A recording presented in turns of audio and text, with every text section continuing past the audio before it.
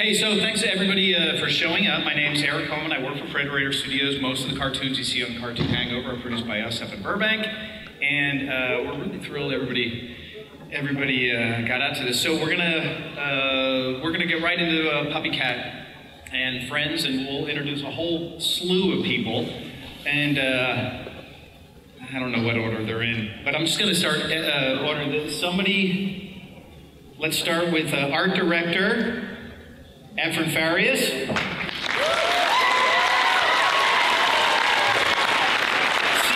Writer Frank Gibson. Character designer Becky Breistad. Voice of Decker Kent Osborne. Writer Manny Flores. Background designer Han Sen.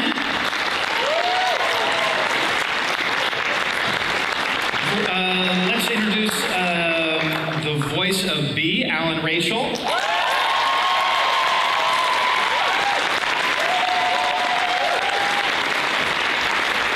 And the voice of the bird in the first episode, the crow, Natasha Allegri.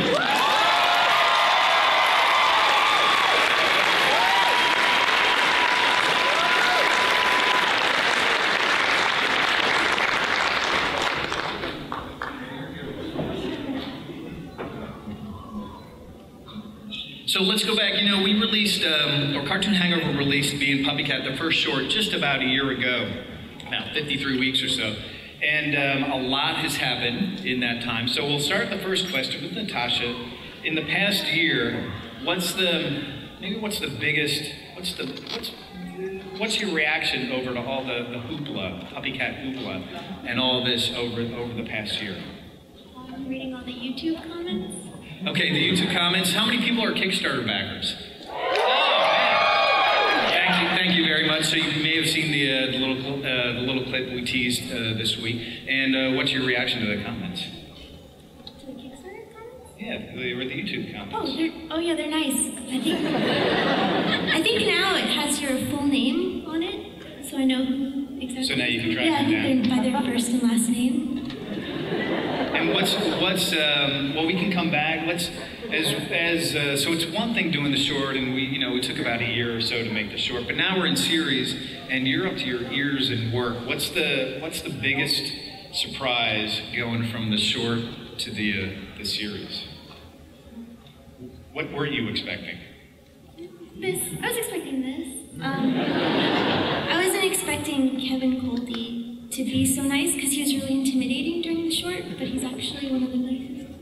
He's our head of production, and he looks a lot meaner than he is. So let's back up. How many people were at the panel here last year? That's pretty good. Natasha, can you tell us anything about how you came up with the idea? Yeah, I thought of trying to make something as close to Sailor Moon as I could make without completely ripping it off. And this was it. All right, well, that's good enough. One of the first things you did, so you came in, you pitched, you had a full storyboard that you pitched, and so let's talk a little bit about, on the short, the voice casting. Right next to you is Alan. Hi, Alan. Hi. How did you, Alan, why don't you and Natasha talk about how you got the gig? I got emailed, I think, the script for it, and then I went to my agent's office and we recorded it, and it was one of those things where it was like, oh, I fully get this person. Oh my God. So then when it all worked out, it was like the coolest thing ever, because I was like, who is Natasha? Because I feel like maybe, I don't know, we were like separated at birth or something. Natasha, why don't you tell everybody how you, because we auditioned literally hundreds of people for B, but why don't you tell everybody? Yeah, I wrote it for Alan because I had watched, she had this eBay jeans ad where her mom was trying to get her to wear her jeans and she needed new ones. But then I forgot about it. And then Alan was in another, I think it was like an insurance ad with maybe Snoopy. She was in like a elevator, and that I realized like, oh, that's who I wanted in the first place. So I guess that's a pretty good, anybody wants to get in the voice acting business, get an eBay commercial first as a stepping stone? Yes, specifically eBay. And Alan, are people, now that when you talk about people, what you're doing, and they watch it, what's the kind of reaction that you get? It's so interesting because most videos I've ever, posted on the internet, it's a mix of like, this is awesome, and like, this is the worst, most horrible garbage. It's very divided. So just like the amount of love that has, this video, or what the series so far is like so amazing because people have just responded so positively, and then I'll show it to friends who I'm like, they're not gonna get this, and then they like lose their minds over it. So it's really like, I don't know, very magical in that way. Kent Osborne, what's your day job, Kent? Oh, I work on Adventure Time. So one of the things, Hold for applause. one of the things, one of your chores on Adventure Time, besides being the head of story or the head writer, or I'm also the voice of Hot Dog Night #4. That's number 4. Yeah. Much better than 3. Oh yeah. But you're also the voice director on Adventure correct. Time. And you were the voice director on at least the first PuppyCat short that we released a year ago or so. I was. And the voice director, what kind of philosophy do you have in, obviously you share the same kind of philosophy as Natasha, but in directing voices, what's your attitude towards that? Wow, I don't know, well, to work with the creator, obviously, and I think Natasha had a real clear vision of what she wanted, and it's a pretty easy job when it's people like Alan and me doing voices. But I mean, it was a pretty easy, it was a really easy record. Yeah, I've noticed that these records, they go by like that, and pretty much people come in and they do their voices. It's not a whole lot of crazy cartoon voices. Yeah, natural voices are great. In any lines that you can remember that you particularly like? Oh, when she was bringing me ice for my crotch. It's pretty memorable. Has anyone brought ice for Kent's crotch? I've been icing my crotch ever since we recorded that. It's great. If you got like royalties on crotch ice, it'd be great. Yeah, so, is there crotch ice toys coming? If Nate, he held up everything else, he had to hold up crotch ice at the beginning. So then we did the Kickstarter.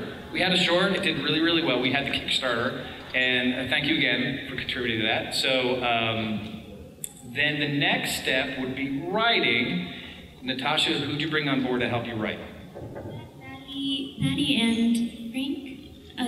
Maddie, Flores, and Frank. Frank's fine. Just Frank. Maddie, Frank, how are you? Great. Yeah, things are good, man. Why don't, hey, do either of you have anything to plug? Do you have anything on sale here? Yeah, like we're boothing over at Gallery Nucleus at booth 2743. And there's a special Me and PuppyCat print. Oh yeah, we did a special Me and PuppyCat print without Eric's permission. All right, I'm shutting this down right now. Frank and Maddie, why don't you talk a little bit about the writing process? We opened up Google Doc and pasted a lot of ASCII art. So you're getting a lot of good advice on how to make a cartoon today. We would spend like a lot of time like coming up with fake credits for each episode, and some of those actually made it to the working script. So on the working script it said Rob Liefeld. But yeah, we watched a lot of anime. That was really fun. We'd eat all the candy bars that were in the office. We'd have like the mini sodas all the time. They're normal size now. Wait, they're big now? They're the normal ones, yeah. When do we get season 2? Did you write? We have 10 episodes, and did you write? What did you do? You write full scripts? Natasha gave us like plot ideas. She's like, I want to do episode spoilers. And so then we would come up with a script based around the different themes that she had. Yeah, we were like all writing in the room together the entire time. Like I don't think any of us did any like homework or anything. We just go in the room. I did. I work hard. Just riding your coattails. And how long were each of the outlines? 2 pages on Google Docs? Yeah. It's like a page or two. A page or two, and then those go to the storyboard artist team, which is Natasha. Which is Natasha. So you're off. So you then get the outlines, you board them, and let's talk to your art director. Yes. Friend. What's your day job? I'm a colorist on Steven Universe.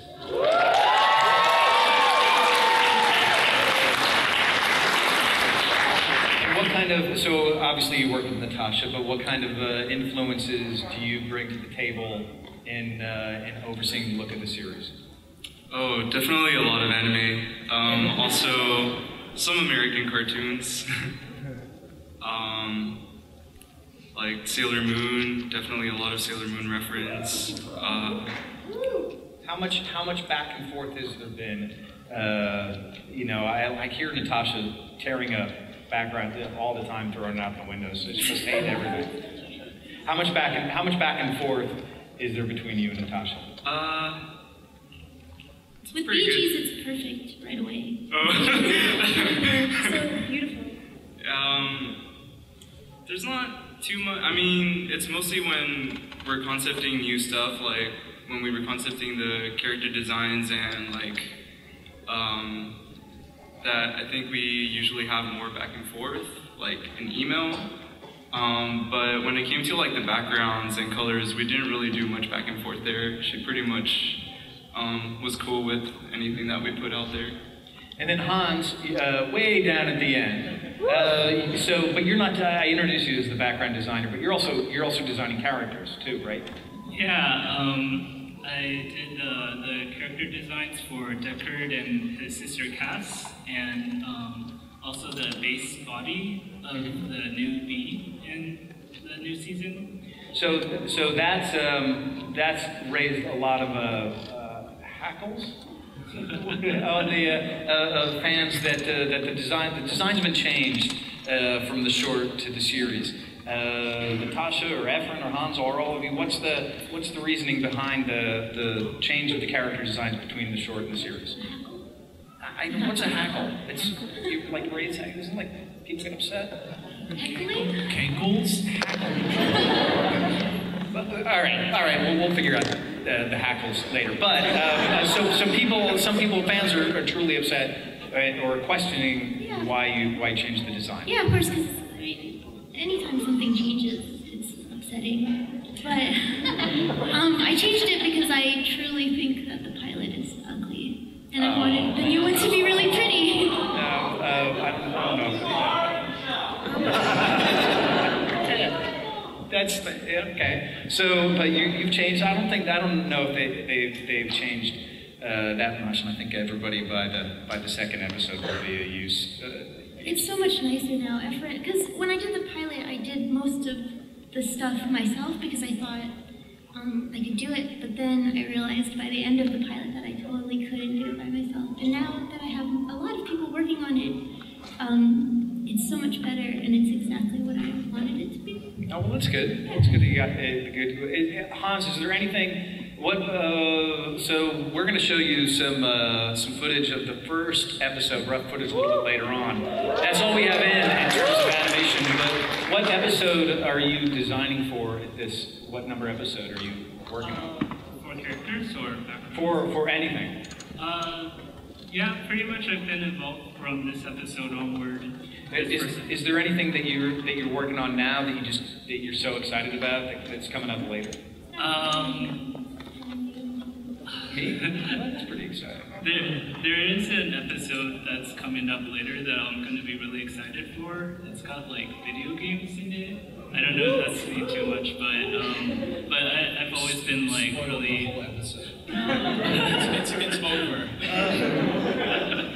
Like Efren and I are really big gamers, and we actually got started professionally in games. So we're really excited about making that episode really pretty. But I mean, I'm really excited for all the other episodes. This one included. In the video game, I think the video games episode 6. You know, the way we're breaking up the episodes is pretty much how we broke up the original shorts. Will be kind of or the first short, 2-parter, and with a recurring 10-pot character. Becky, we haven't talked to you at all. What's your role as well, you're the character designer, but why don't you tell us about your process in coming on board? Well, at first I was drawing everything in pencils, and then I don't know. It was hard, it was looking weird, and then I switched to just doing everything on the Cintiq, and that was pretty cool. But usually, like, I'll just do some sketches and stuff, or if the design's tighter in the board, then I'll do more finished drawings for that, and then, yeah, just kind of go back and forth with Natasha. So, yeah, and then sometimes she'll send, like, reference if it's like, oh, I want it to be like closer to like, she'll like show like an anime or something, but like, I'm kind of thinking of this, so yeah. What's some good reference? Oh, Ramno 1/2. Oh god, I'm trying to think of other stuff. Sonic. I haven't been shown any Sonic reference yet. No, the Sonic was just for the writers. Is Sonic gonna come up in the show at all, do you think? He's in the background of the show. Sonic's actually canon. We made Sonic canon to be in PuppyCat at the last panel we did. Because we wrote it so it's canon. And I'm sorry, I didn't ask Alan. Alan, now that you recorded a bunch of episodes, do you have a favorite line? If I had asked you one line to yell out, you can come back, you can think about it. Yeah, you can think about it. So we're going to show you a little bit later that first episode, but we also want to take the opportunity. We have a Cartoon Network. They wish. Cartoon Hangover next week has a new short called Manly, and we want to introduce you to the creators, show that film, and then we'll come back and talk a little bit. So the creators of Manly are Jesse Moynihan and Justin Moynihan.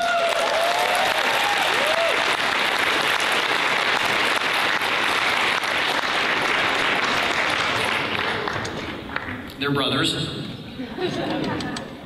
Hi guys, so let's go back to, Jesse has this wonderful graphic novels, 2 parts called Forming, and it's a webcomic. It's really fantastic, and of course I know Jesse. Jesse, what's your day job?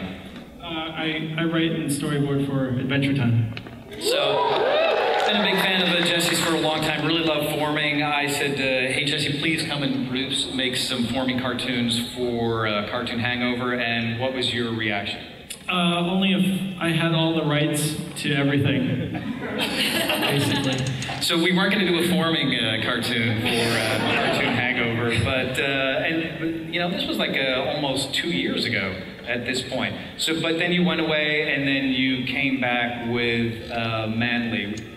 And how'd that come about? Justin and I started emailing each other because I was like, well, we have this opportunity to pitch something to Frederator, and let's come up with an idea. Maybe we can make something cool. And so Justin and I went back and forth. He wasn't living in LA at the time, so we were just Skyping with each other and talking on the phone. And after about a year of sort of just letting it gestate, we came up with something that we thought maybe we could show you guys, basically. And Justin, do you have cartoon background? Have you cartoon business background? No. So what's your take jumping into the cartoon business? A lot of trust my brother in the process, and figuring out where I can plug myself in and be useful and maybe think outside the box a little bit. And there's I guess we can ask about the song later. But if you go to Cartoon Hangover today, Kate published an interview with the guy. I put up an interview with the guys, and again next Thursday. So we'll show the short. Nate, are you around? What do I do? Do I hit the any key? So, oh, by the way, there's a little gore in that, so if you're sensitive, you may not watch it. All planets are alive. What was the big challenge? Anything come along that you were? Yeah, like stuffing all the ideas into 5.5 minutes, basically. Yeah. We wanted it to be way longer, right. And I tried to actually even ignore you when you told me it had to be 5.5 minutes, and I kept giving you stuff that was like 8 minutes, and you were like, no, look, it's 5.5 minutes. That's right. Jesse kept it at like 8.5 minutes, and I had to cut it down when we did the animatic. Yeah. So let's skip from the part of you ignoring me to what about the music? What's up with the music? Now you guys. Yeah, Justin and I did the music. Justin wrote the song at the end. And Justin wrote a song for Adventure Time too recently. He wrote the song at the end of Breezy, if you've seen that episode. Yeah. Yeah, we wanted to do the music. I don't know. We've been in bands together our whole lives, so we thought for this one we'd do the music. And you want to give a shout out to any of the cast? I think the cast is great. You want to give a name check them? Yeah, Joey Richter was the voice of Nimbus, and Steve Agee. Yeah, did a bunch of voices, but mostly Ahriman, the father. Yeah. Steve Agee was the voice of the ancient psychic tandem war elephant, also. Oh yeah, that's right. That's kind of why I wanted him to be the dad on this show. Joe Bartlett did Manly's voice, and Roger Craig did like a bunch of voices. The zealots that she dismembers in space, and, as well as Skinny Ripped. Yeah. And you felt a lot of competition with the PuppyCat crew. You coming in and erasing, changing the drawings overnight when they're not around? Oh, I didn't think to do that. What, like sabotage their production? Yeah. Isn't that what you artists do? Why would I do that, Eric? So it's weird. You're weird. It's great. Somebody's been doing it and raiding the lunchroom, Frank. I did that once. Yeah. It's Natasha. So let's get back to Alan. Have you thought about a line that you really, really love? Well, I did, but I feel like if I share it, it's just a bit of a spoiler. So can I instead share a theme that I'm really pleased about? Share whatever you want. So another reason that I just love Natasha is because I feel like she really appreciates snacks. Like quality snacks, and just like the importance, like in determining like how happy you are in a day, like the quality of snacks you have in that day, like is just a big factor in that. So I'm really thrilled that there's like a strong food and snacks theme throughout this series. Have we had you eat while chew gum? Chew gum. I had to like a lot of chewing gum. Chug a soda once. That's right. And we went over the crotch eyes. So maybe we should show the first short. We'll show you the whole first short.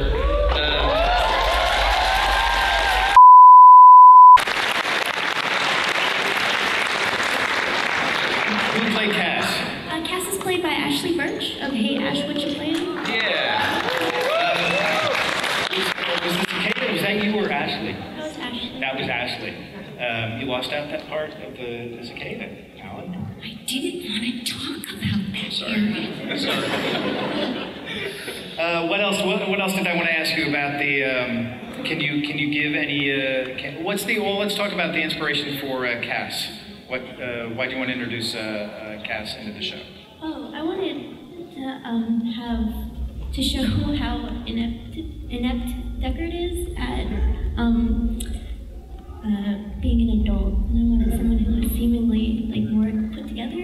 And Ash's voice is exactly what I think it is. Beautiful. She looks very pretty in person. So can you give any? You don't want to give any spoilers for the second part? They go to another planet to get a job. They go to another planet to get a job. I do want to ask one question. from a tweetist.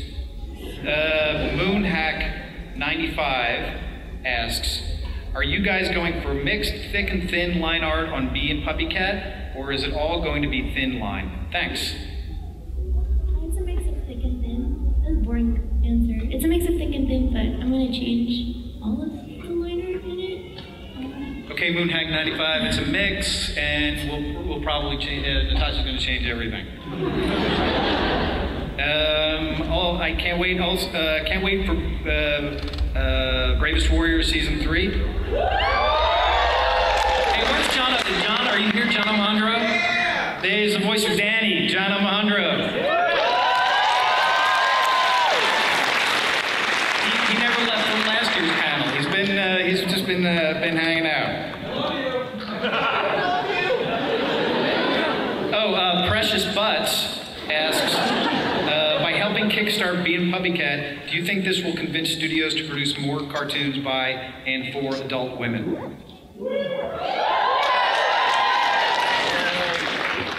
don't know. I have no idea. I don't know. I have no idea. Precious Butts. Anybody? Maddie, what? We didn't talk about Maddie's. Maddie, what do you do? What's your big job for a living? I'm a storyboard artist over at Nickelodeon. On what show? Bad Seeds. Is that out yet? That's not out yet. But there's a panel tomorrow about it. Are you on the panel? No. Man, that's pretty tough. So, how much time do we have? The sign lady?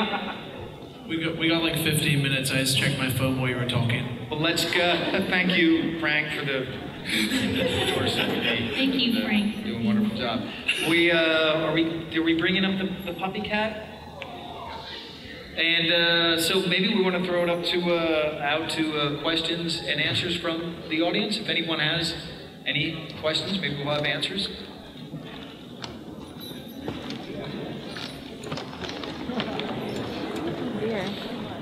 Shoot. Oh, no. We need to, we're not, there's no sound. Thank you. Oh, turn it on. Natasha, what's your favorite, is there one piece of merchandise that you're absolutely crazy over so far? Oh, the Sailor Moon. I think most people may have been thinking that I was asking about PuppyCat, but that's a good answer. We'll take that. Is the microphone up? Yeah. All right, shoot. Hi. So I was wondering, what was the reason why PuppyCat is voiced by a Vocaloid versus actual puppy or cat sounds? Good question. And can everybody hear? Vocaloid. I picked a Vocaloid because I didn't want it to have a personality. I wanted it to sound really hollow, and to just show the personality through body movement and facial expression. Also, I really like Vocaloids, and I wanted an excuse to use one. Thank you. And we don't have to pay anyone. We had to buy the Vocaloid, but if you knew what Alan, we have to personal, car service back and forth, dressing room and stuff. Maybe a cat food, he's lying. Next person. Hello. So I was just wondering, quickly down the line, what, I guess, anime do you guys enjoy the most? Since everyone's pretty much watch anime to sort of help them with writing or get into the mindset of being PuppyCat. I like Sailor Moon, Ranma 1/2, and Princess Jellyfish.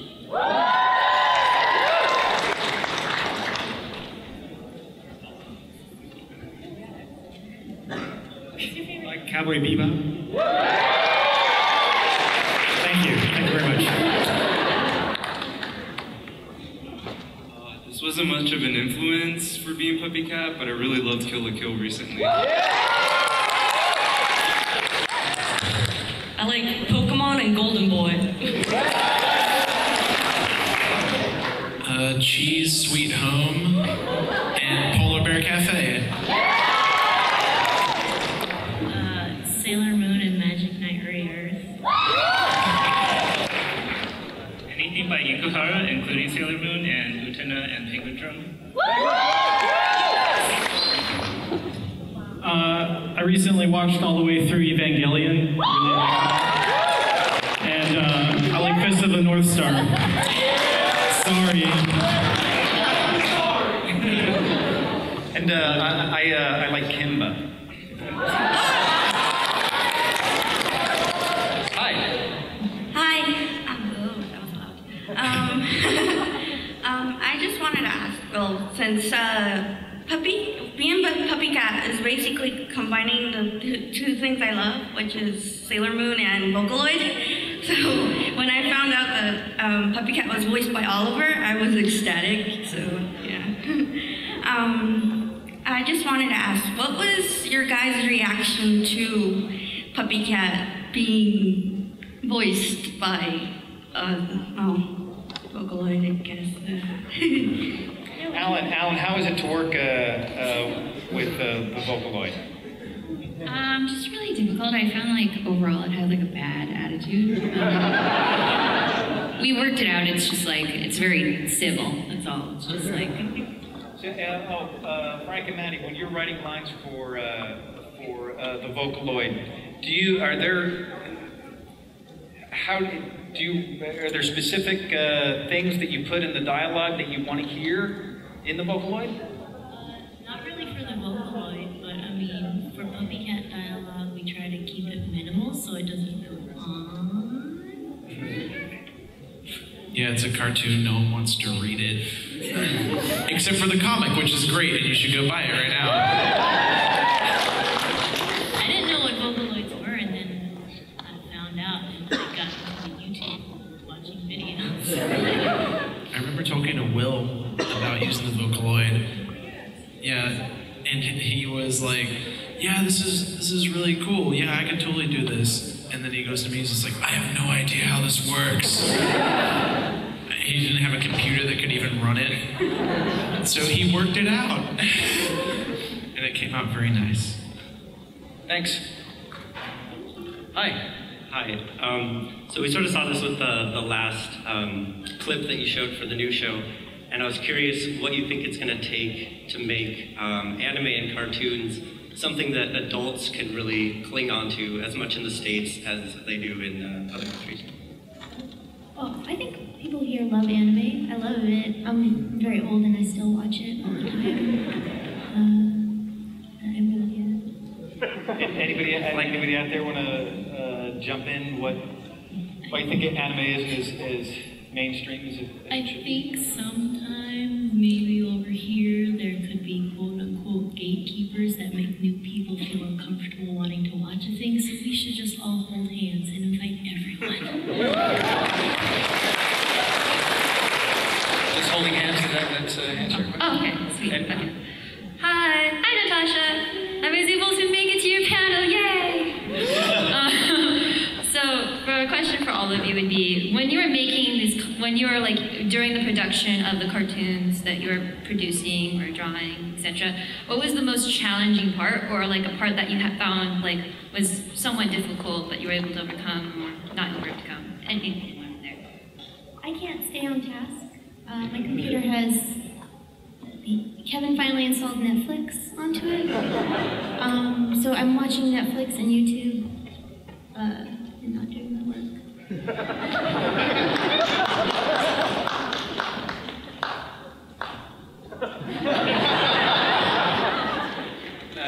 Does that answer your question? Because I'm short. Thanks. You look amazing. Yeah. Hi, guys.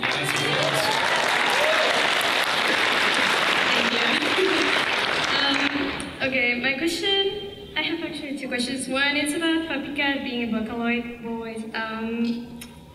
Does PuppyCat actually say what you see in the writing, or it's exactly like some kind of voice? I mean, like, how do you decide what sounds is going to come out of PuppyCat's mouth when it's talking? I don't do it. I tried to do it, but you have to have a PC, and I only have a Mac. But I try to stick to like pa, poo, chew, like stick with like gloves and shoes. Sometimes I stick my cat's name in there. Sometimes I stick in. So you don't try to follow what it's saying, but it's more like a random sound. Yeah, it's random. It's not real. Okay. And the second question is more about work as an animator. I think I talked with Eric before in WonderCon that I am an animation I am studying animation. And I wanted to know if you guys have some kind of internship program or something like that that might be interesting for not only me but some other people. We need about 1,000 interns up in Burbank. So you're all, right now there are no internship opportunities, but you can always look at frederator.com. Is that a backslash or a forward slash? You don't even have to type it anymore. You can just type in Frederator and it just pops up.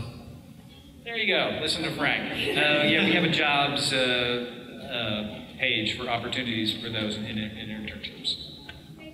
Thank you. Great costume. Another B. Hi. Thank you all for taking time off your busy lives to be here and talk to us. I do have a question. Would it be possible to take a picture with all the bees and their puppy cats, like a class of San Diego Comic-Con 2014? Oh, sure. Let's wait till the very end. Oh, yeah. Let's wait till the very end. We got how many minutes? About 10 minutes. So about 9 minutes. Hello. First of all, I want to say that I really love what I saw right there. Like the short, like it was beautiful, it was cute, it was funny, it was very well made. Like, thank you. And thanks. And my question goes, so since this is a short that God made like in the internet, it's usually it has more freedom than a regular cartoon would have. And, like, you know, there's PG-13 and PG, there's nothing like in between like this cartoon. Like, does it give you like more freedom like to work on it? Like there's some dialogue that you could never put in a regular like cartoon for kids or in between? I think it all depends on what kind of message you're trying to give someone. I don't like violence and I don't like drawing it, so I don't put it into my stuff too much. I don't like drawing guts or blood, or I don't like drawing kissing too much either, so I don't put that in there either. That's why we asked Jesse and Justin to make up for the lack of violence in cartoons. Yeah, guts are life. It's a celebration of life. Planets are living. Death is a celebration of life. I'm just gonna hold it. I just want to say that I have a huge amount of respect for Natasha and all of you, and first of all, for Natasha, you seem to have a fondness for awkward girls and sassy cats. Is that a thing? Fiona and Cake, be a PuppyCat. I like people who feel like real people, but I think they're cool people. I try to write them really cool. And sassy cats? Oh yeah, my cat is the sassiest cat. Before I left, she was like knocking everything over, and she likes to like pose with her stomach up and her leg out like a Playboy model. Like right after she does it. Does that answer your question? Hi. Hi, if PuppyCat was a Pokemon, what would the type combination be and the ability? And also, we see more renegade PuppyCat story background. Not so much in the beginning. I wanted to focus on like their characteristics and personality, but probably fighting type. Yeah. Oh, I don't know. You just normal? Yeah. Okay. Very. Yeah. Whatever you want. Yeah. Controversial. Hello. Hi. I just want to say that I adore your work, and I was wondering what advice you would have to someone who wants to try getting into animation. Do you have any advice, or like where to start, or don't do this ever? Don't mean to anybody. Ever. But I feel like everyone says things too. But put your stuff online is always my only advice, because that's the only reason I got a job, was because I had content online constantly. Jesse, how'd you get your Adventure Time job? I was self-publishing comics and going to conventions, and I eventually got a publishing deal through a small comic book publisher, and then Penn saw my comics, and asked me to work on Adventure Time, basically. So whenever people ask me this question, it's always just like, the answer is pick up your pencil and make something and show it to people. That's really the simplest answer. And it's super real. That's a super real answer. Maddie, your experience isn't that much different, right? Yeah, Natasha saw my comic online. She emailed me and she was like, hey, do you want to work on a thing? And I was like, sure. I thought it was a comic. And then she was like, be in PuppyCat. And I went, but the Nick job too stemmed from your. I was getting there. But yeah, same thing. Carl Greenblatt, who is my boss now, saw my comics on Tumblr, messaged me on Tumblr, and then ta-da! Efren, I'm sorry, were you through, Maddie? I didn't want to interrupt. Oh, damn! I didn't know Pancake was here. Efren. Pretty much the same thing. I had work to show, like for Steven. At the time they were looking for a color stylist, and one of my friends showed my work to the other color stylist there, Tiffany Ford, and she let the art director know, and they contacted me asking me if I wanted to take an art test. Great, does that help? Good, so I guess we have one more question, but in the meantime, if anybody who's cosplaying Bee and or PuppyCat wants to come up, and we'll get that and get a picture. Just a testament to how hard everybody up here works. You're looking at pretty much, not quite, almost the whole pre-production crew on Bee and PuppyCat is on stage here.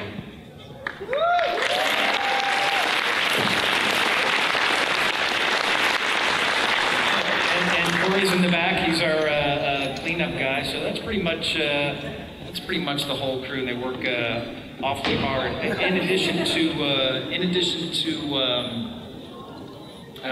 many of them have other full-time gigs. So yeah, we really appreciate it. And then the last question.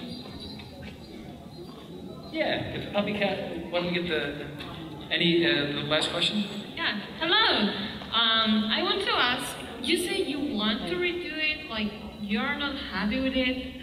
So I wanted to know if you start from zero, like all over again, or you just like touch it up, or? Yeah, we started all over again. I did the original designs, which is why I called it ugly. They are nuts. But I wanted it to feel more like one of those early 90s kids animes that I love. Oh, I see. Yeah. Like it's something all I can't shiny? do. Huh? Like all shiny? Yeah. It's something I can't do on my own, so. All right. Okay, everybody. Thanks a million for showing up. Oh, as far as the release date, Cartoon Hangover decided last week or so on the release date, and within the next few weeks, that'll be the release date will be released to the Kickstarter backers first. But we don't have a release date for it. Thanks very, very much. I really appreciate you.